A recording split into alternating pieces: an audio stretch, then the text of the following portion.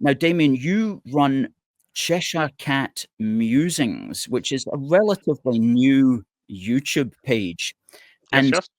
I want to just, by way of introduction to you, I want to read the About section of your page, which I think really describes what you're about pretty well.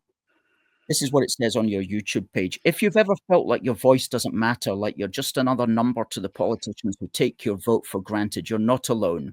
I'm a working class Brit just like you. I believe in strong borders, controlled migration, and preserving the distinct British way of life. I stand for common sense policies and putting the interests of native Britons first. This channel is a place for people who've been pushed aside, workers, taxpayers, ordinary people who built this country but are ignored by those who run it. If you think Britain should belong to the British, that our traditions and communities are worth protecting, and that working class voices deserve to be heard, then you're in the right place. No spin, no nonsense, just straight talking political musings from someone who gets it. Well done. I think that's a very good way of describing what you're about. Now, when did we first meet, Damien? Can you remember? I think it was back in 2014 on the back or before the upcoming referendum up in Scotland on whether you guys should stay in the UK or leave the United Kingdom. And I just couldn't stay silent. I needed to come up and say hello and put my voice out there, so to speak. I've done a bit of travelling over the UK, and it started because of your separatist movement in Scotland. I wanted to see if there was anything behind the rhetoric, if there was any difference between people from Scotland, up in the Highlands, in your cities on the Central Belt, and other places down in Cornwall, in the Welsh valleys, around the Welsh coastline. And I wanted to actually assess to see if is there any actually distinctive differences between us. And to be fair, yeah, there may be one or two little things, but primarily we're all one and the same, and I've always thought that, and I thought that before, and I think that now. There's not that if you look behind the rhetoric, there's not much substantive difference, and I don't say that as a negative. That's people can say that multiculturalism has failed. Well, the United Kingdom proves otherwise because multiculturalism can work because Britain, the UK, has proved that it can and does work. It's the cultures need to be similar and they need to be aligned and they need to want the same thing. And that's what I wanted to put to the test. And before I thought, yeah, I can support the United Kingdom. I can get behind this. It's not just something. It's not something that's abstract. It's something I can quantify, and that's precisely why I did it. I like that answer. That's a good answer. Doing basically your own research, as it were, to find out what's the commonality, and is it worth fighting for? And we're so glad that you came up because myself and colleagues at the time, of course, were on the front line and just learning the ropes really of activism back then. And so there was just there's precious few opportunities for our sort of unionist people to engage in any kind of political action. We made as much as we could of the moment, but we were absolutely so glad that there was other people who were there who would come up. And were you living in the same place that you live now? Yeah, down in Cheshire, Cheshire through and through. I don't think I have considered moving up to Scotland or other places in the UK, but it's finding the right time to do so. I'm still down in Cheshire, hence the handle on my channel. But now I'm a Northern English person, but more predominantly, I view myself as British first. There's been a lot of noise recently about people saying, well, can you define yourself as English or British, which is similar question to what you guys get in Scotland, are you Scottish or British? And I actually had a sit down chat with somebody I respect last week where they're on the opposite side to me. They see themselves as British, but they see themselves as English first.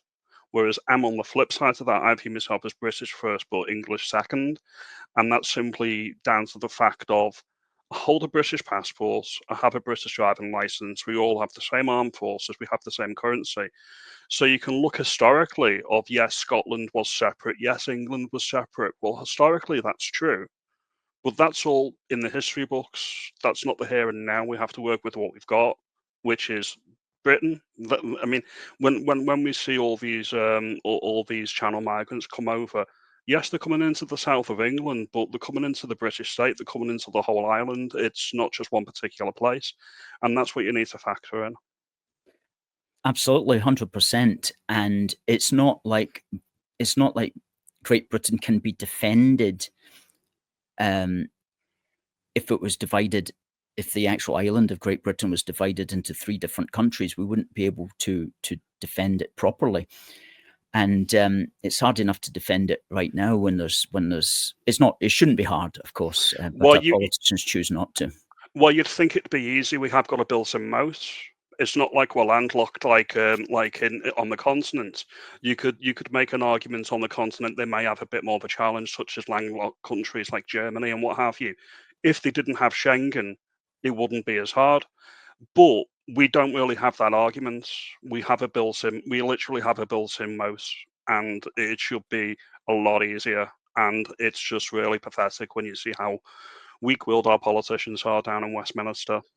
Yes, yes, it's absolutely terrible, absolutely terrible of what's going on now. Your channel, youtube.com/ at Cheshire Cat Musings. You set it up a while ago, but you've really only recently started to make videos on it. What made you go ahead and get into this in greater effort? Here's the thing. I've been online politically active for about a decade since your Yeah, referendum in 2014, yeah, and I've got quite vocal on certain platforms such as X, which is a lot better now. Elon Musk has given us a bit more freedom to express ourselves freely, and on Facebook, which I think is going to go better under Zuckerberg with his capitulation to Trump in America. That should go down well over in Europe and in the UK as well. yeah. However, I wanted to get a bit more articulate with what I say, and I wanted to try and put a bit more detail. I mean, one of my biggest pet hates online is when you get a lot of people hiding behind like a faceless profile, and they haven't even got the real name and the handle or anything like that. I'll stand by what I say. I'll put my face on camera. I don't necessarily care about that. I'm happy to put it out there. You don't have to agree with what I say. You should at least be able to respect my opinion. And even if you don't agree with it, you can say, well, okay, well, that's freedom of speech, I guess.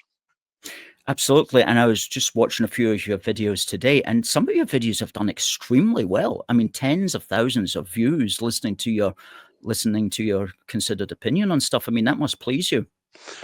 Yes and no. There was here's the thing. Political views that I have privately because we've had conversation. I'm actually a pro-monarchist. I was a royalist under the late Queen. I'm still a pro-monarchist. So I think it's curious that the biggest rated video, or one of the biggest rated videos on my YouTube channel even, was a critique of the monarchy. And it's funny the way that goes sometimes, that because you can be quite knowledgeable about something, it can actually turn out to be a surprise sleeper hit, which is what happened. I am heavily critical of our current monarch. That doesn't mean we need to throw the baby out with the bathwater, for example. Genuine criticism of any institution is healthy. That's my view on the matter. So nothing within the bounds of obviously decency and incitement should be off the table in my view. So I will give my honest view on Charles, and I'll give my honest view on other institutions, and that's the way it should be.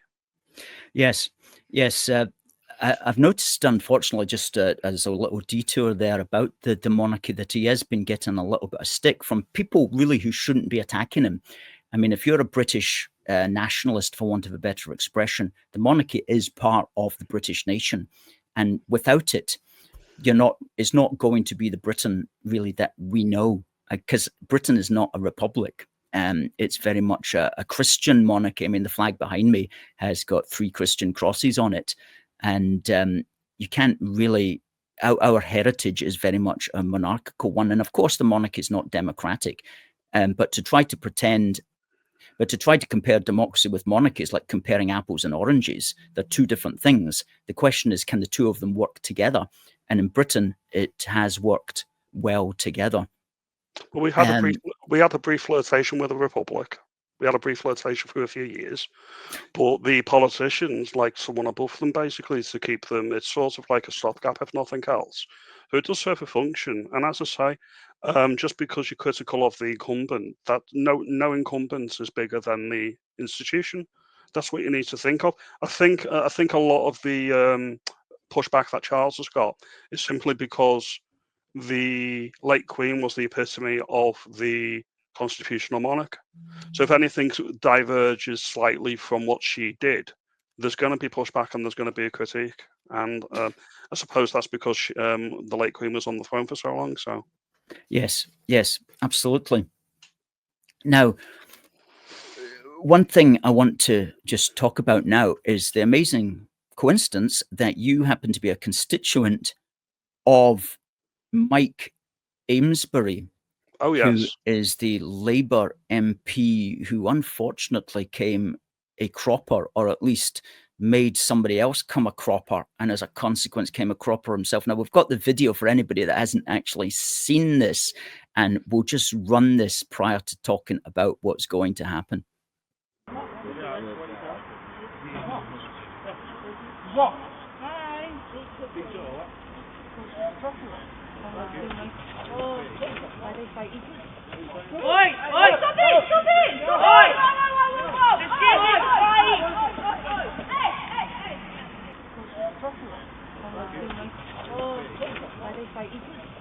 Oi! Oi! Stop it! Stop it! Oi! Excuse me!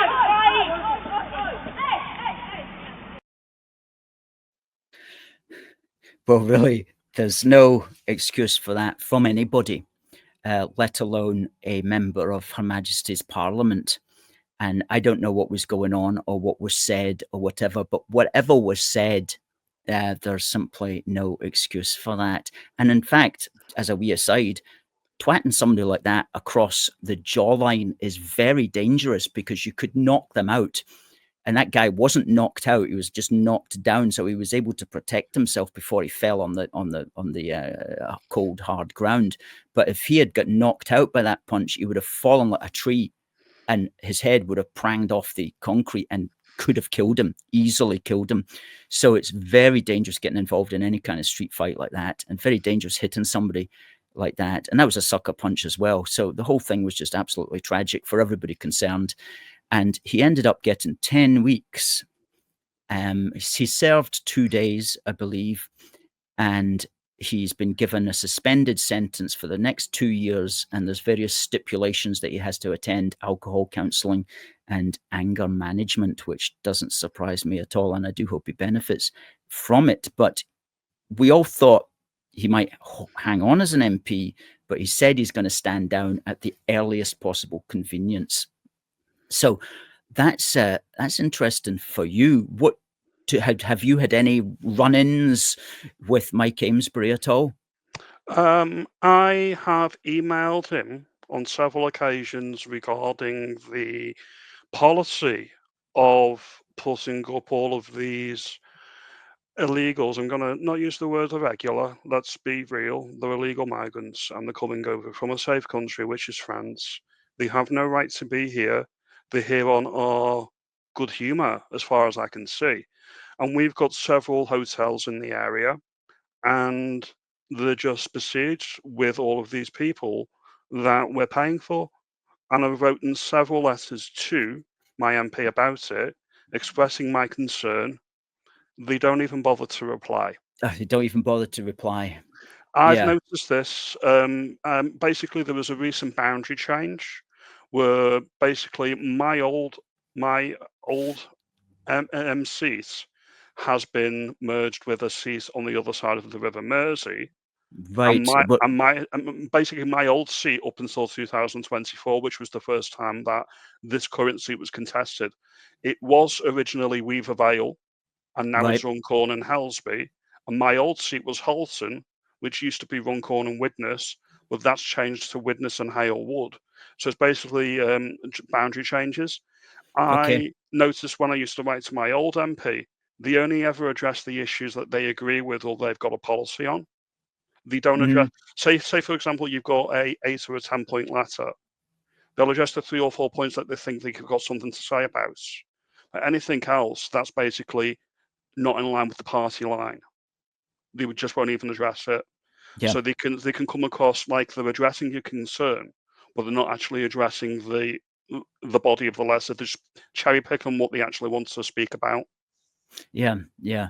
Well, obviously, if he had a strong opinion and if he agreed with you on that, he would presumably have told you, you know, if he had a personal opinion on the fact that there's so many such illegals coming Well, in. not just that. We've got the issue that a lot of people have had over the country where there have been reports. I can't personally verify it. However, I have it on good authority that there's similar things where you've seen certain portions of this population hanging around local schools, making a nuisance of themselves. Police have having to be alerted. I don't know if you've had much of that up in Scotland, but it's rampant in my part of the UK, down in Cheshire. Now, as I say, that's not personal from my own experience. However, it is people that I trust, and I'm prepared to take their word for it. Yeah, there's been reports of all of those things and considerably worse here in Scotland as well. The big cities and Glasgow, for example, is not getting away from any of that, unfortunately. So it's Runcorn and Helmsby. Now, looking at the previous, given that there is going to be a by-election, we don't know when as yet, but looking at the previous data, I've got my suspicion that it's going to coincide with the local elections in England and Wales in May. And if they can time it right, they can downplay if Reform UK actually take the seat, which is looking likely. That's a really good point. Now, let's look at the figures here from the 2024 election. Labour Amesbury was way ahead at 22,358 votes, and Reform was second, but I mean, what, 15,000 votes less? I mean, do you think that difference can be made up? If you're looking at polling from this week and you look at recent polls, Reform UK are on about 30 to 31%, and the Labour share of the votes is down to about 33%. So it's within arm's reach. It is doable. I went to a local branch meeting in Runcorn and Helsby constituency of Reform UK activists and Jason Moorcroft, who he's not been told if he's going to be the candidate, yes or not, but there's a groundswell of support, meaning basically the north of England has always been Labour. There's never been anything but Labour. And I don't think it would ever swing Tory, but there's a groundswell of support. And if you look at what my MP actually said before we flattened our constituents, he actually said, "You will not threaten the MP again, will you? Yes, I am the MP. You will not do that again." There's a deep-seated entitlement to certain MPs and politicians where they think that you're not going to vote for anybody else so they can do what they want. And that's across the country. I think it's a similar sense of entitlement that the SNP have had in Scotland, especially since the referendum. They were sort of walking on eggshells up until the referendum, and then that sort of flipped on a dime when Labour lost all their MPs on the back of that referendum. The next election, that sort of changed, and there's like a deep-seated entitlement that certain political parties get, and it's sickening. No party is entitled to my vote. A little bit on my my political history. I voted Labour. I voted Tory. I voted Lib Dem. I'm the true definition of a floating voter. And I'm not party loyal. It's not like a football team. I will change to whatever party I think is going to deliver the change that I want. Do you think that the current problems, then, let's talk about this with Reform UK, the internal falling out between Farage and Zia Youssef and Rupert Lowe, who has been suspended, do you think the voters in Runcorn and Helmsby are really going to be aware of that? Are they going to care about that? Is it going to make much of a difference? to the vote? Here's the thing: the grassroots, i.e., the people knocking on the doors, like I've not done the canvassing yet, but there's people that knock on the doors, and those people in that meeting. I don't know what the grassroots in my particular area think. There's a meeting on the last Wednesday of each month, so I'll know more on the 26th of March when I speak to local campaigners. From what I understand, people knocking on the door don't really know much about it, but the activists are well aware of it, and they're not very pleased. So there's two sides to that. The actual grassroots people are going to be putting the ground game in and the work for reform are not pleased. However, the actual awareness of the situation in the wider public is difficult to gauge at this point. I don't think it's going to have much of a cut through currently. I still think it's going to resolve itself in due course. I think it may take a few. It may take a while, but I do actually think it will resolve itself. But I'm forever the optimist. There's a way to be, actually, and I tend to agree with you. And I do think, as you hinted at there, it will cause maybe a little bit of internal eruptions among the people who are particularly invested in those things. But we've always got to remember that people like you and I are very politically conscious. The people who it depends upon are the people who vote, and most people who vote, they've never heard of these personalities. Okay, they've heard of Farage. They haven't. Most of them have not heard of Rupert Lowe, and so for them, it's just an internal falling out of another party that they're not even really going to know about. So we tend to think sometimes that because it's very present for us, that somehow the rest of the world cares about it, when in fact the rest of the world doesn't even know about it. And if it knew about it, it wouldn't care about it. And that's very much like politics. And I've seen all the falling outs as well. I mean, I used to be a member of UKIP, and some of the personalities didn't want me to be a member of UKIP, because I was had lots of things going on in my head. I like to talk out a lot as well. So, but the things move on. And the thing is, my worry with Reform UK is they're doing well in Wales. It looks like they're going to take the Welsh Parliament or the Welsh Assembly next year. I think that's pretty much in the bag. wow. I think they're going to come third in Scotland. I think they're going to challenge the Tories, and I think they're going to be your third party. That's my honest view on the matter, and I say that as somewhat of an outsider because I'm in North England. That's just my view. I think that the only thing that potentially could lock Reform out of Wales completely is if they do what they've done with other parties on the continent, where you get the Uni Party, you get the Tories, you get Labour, and you get Plaid Cymru in Wales, and they actually form a coalition to lock Reform out. That's the only thing I'm thinking of that potentially could harm the Reform in Wales. But then I thought to myself, they can't really do that if they're going to be running on an anti-SNP ticket in Scotland. They can't side with the Nationalists in Wales, but then not side with the Nationalists in Scotland. It would be they can't have two different stances. They would need to have either a anti-separatist approach in Wales and Scotland, or they need to do both or neither. Mm-hmm. Yeah. Yes. Well, it will be interesting to see, because they will try. I think some of the parties will try to lock out Reform. Depends, of course, how many people Reform gets as well. But it really could be. It could be a surprising amount. It really could be in both Wales and in Scotland. And I personally, whatever may be the rights and wrongs of the Farage Lowe falling out, and whatever may be the rights and wrongs of the ideological issues that might possibly be at stake there, I don't see Reform being damaged in any serious way. I just see its star continuing to rise, whatever you may think of it.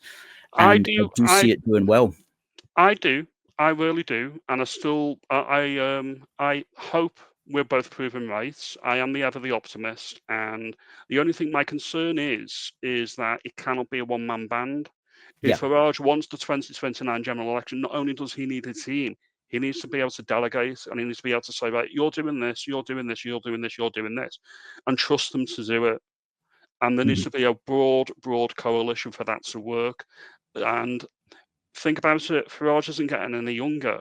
Say, for example, he gets in 2029, well, who's the next leader? Who's the one after that? Who's the one after that? That's what we need to think about, and they need to do a lot of work, and Absolutely.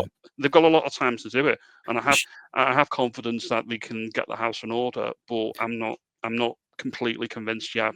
We'll have to wait mm. and see.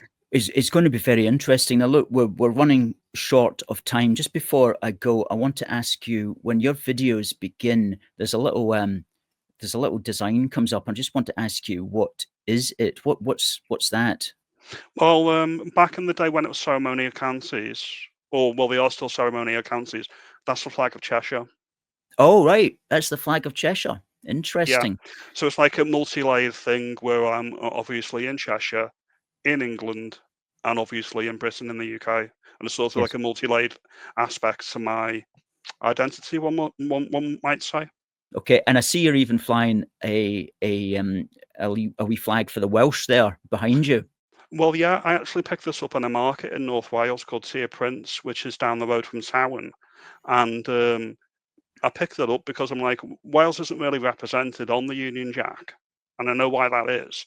It's because at the point the Union Jack was designed, it was because Wales was essentially part of England. And the current Welsh flag, which is the dragon on the green background, that really only came in the late 1950s. So obviously the Union Jack predates the Welsh flag by 250 years. So I know the historical reason for that, and I don't think there's much of I don't think there's much of a call out to ingratiate the Welsh dragon onto the Union Jack. Well, I just picked it up. I just thought it looked nice, and I think it represents all four nations. So Absolutely, and it can be. I mean, those designs can be flown at events that it's appropriate to fly them at. So yeah, it's a nice wee little just design there. Now, so what I want to do though is encourage people who are on YouTube to please follow your site, which is youtube.com/ at Cheshire Cat Musings. And Damien, you're publishing well fairly regularly. I mean, once a day, almost, certainly 2 or 3 times a week, and well worth a follow. And I do wish you the very best. And I'd love to be on your show as well, if I can ever wangle that from you, maybe well, someday in the future. well, I'm not doing live streams, but I'll invite you on to record a segment with me some point in the near future, and I'd also welcome coming back on to your channel again, maybe in the near future. We must have you on. We must have you on, because I sense that this conversation could have gone on for an hour, and Well, we're you only know me. limited. You know me. You've had me in a pub before. You could talk me. You could talk to me all day about the country. So, Absolutely, and you've got a lot to say, and you've got a lot of historical knowledge as well, which needs to although be just on a brought out. little bit of a side note, I'm glad you've got the Poison Dwarf Nicola Sturgeon stepping down in Scotland. That's Mm. really good news to me. And whenever I see him on the TV, I turn off. Thankfully, when I've seen that Labour lost all the seats, gained all the seats from the SNP, and they done that bit of a close up on Nicola Sturgeon on ITV, it was absolutely so funny. It was so hilarious. And I think I watched it on repeat. I just think it's brilliant. So. Good, good. Well, folks, please do send in your comments, and thank Damien for his fantastic work there. We'll speak to you again. We'll get you on as soon as possible, actually, because I think we'll make a good team here. And so we'll say good night, and more power to your Cheshire English and British elbow. Well, I very much appreciate your time. All the best, and take it easy. Cheers.